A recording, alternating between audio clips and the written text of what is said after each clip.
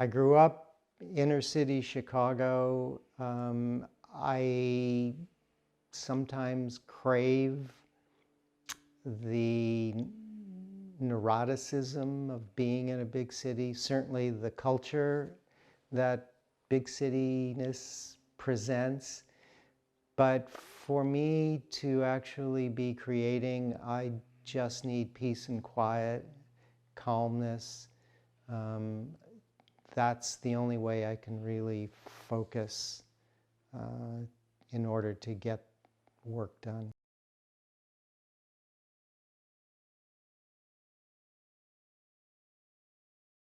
My process. So I like to go into the studio fairly clear-headed, without any preconceptions of what content is going to flow onto the canvas when I'm painting. I'm concerned mostly about my energy level, because it's gonna be a really intense hour and a half to 2.5 hours of me throwing down a lot of paint and walking around the canvas, seeing areas that I want to work on, and like that. So the only thing I may think about is color palette. I'm using, to achieve the kind of wet-on-wet mixing that I'm hoping for on the canvas, 2 densities of acrylic paint. One is a fluid and one is a heavier body acrylic. And using both of them gives a really nice distribution of color and texture, and that's really what I'm trying to achieve on the canvas at that point. So I throw down a lot of color, and then I go back and I work in smaller areas and try to respond to what I've got, what I've already laid down, and respond to it, as opposed to being an overall picture. Then I'm working kind of in quadrants of the painting, and just responding to what I've already done, and again, with no conception of what I want in terms of content. That comes later.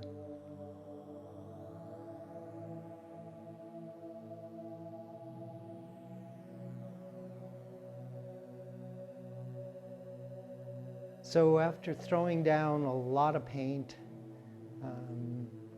the object of which is to give myself as much material to work with, to capture the energy and the spontaneity of what I've been doing, the way I've been working, but also to give myself a lot of material to work with, because what the second part of the process is for me to be looking and studying what I've already done.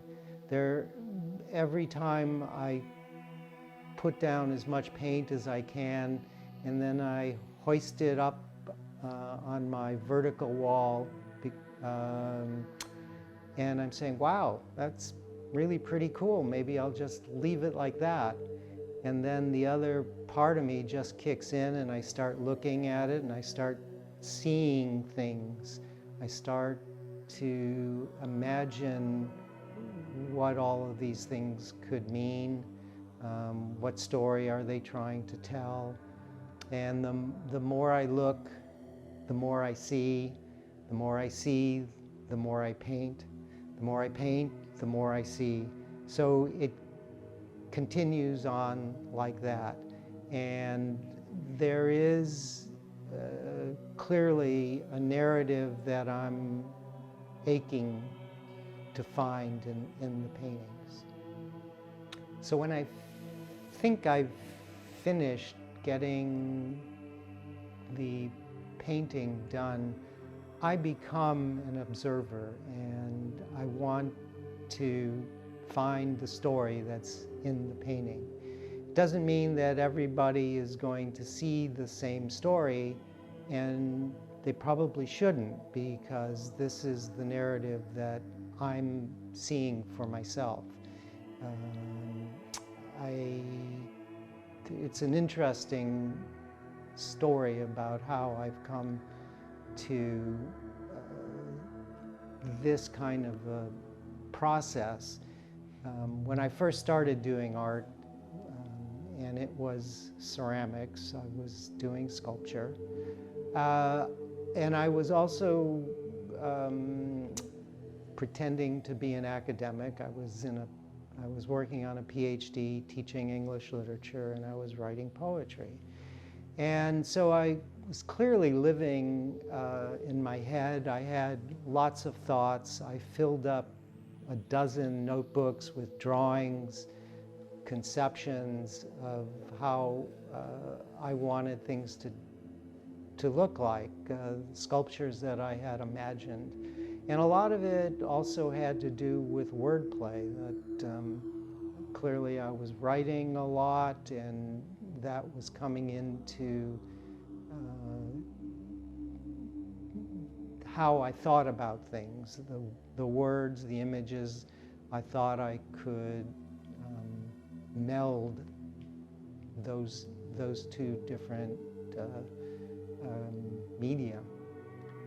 And sadly, I was disappointed in most of the work that came out of it. So trying to meld these two disciplines,